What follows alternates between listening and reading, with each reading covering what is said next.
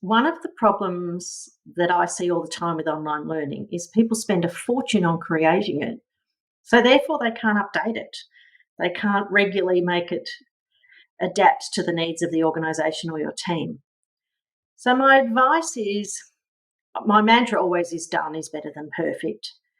But I think it's one of the main reasons people really don't like online learning. They lose trust in it because it's not necessarily current. So things like I recently saw some sales training that had in the background the music Thriller from Michael Jackson. And there's many reasons why that's not acceptable, but it really showed how dated it was.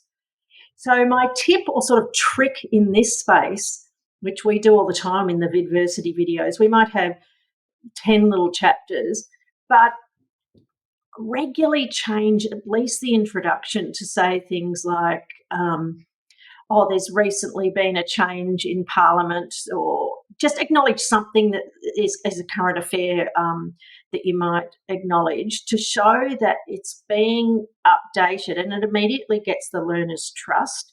So if the welcome is from a CEO who's no longer there, or the HR manager who's no longer there, or it makes reference to a current affair event, like it might say the Prime Minister's Tony Abbott, just make sure there's something in there that you constantly are changing and have the ability to update and reflect that the content is current. Now, I think you need to check all of it that's current, but the learner can really feel it's like when you watch someone audition on Australian Idol, which is on at the moment.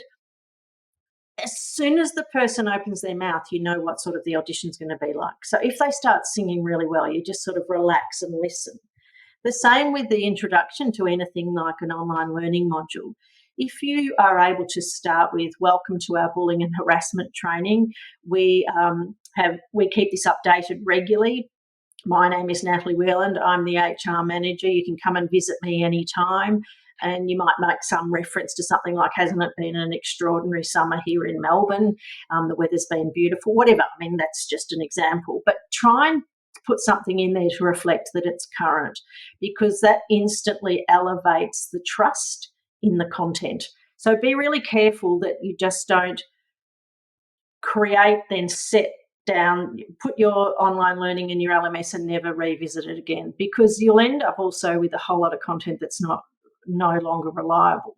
So really make sure you're curating your content, keeping it up to date, but do these few little tweaks, and I'm talking about video learning here, to make sure the videos are current.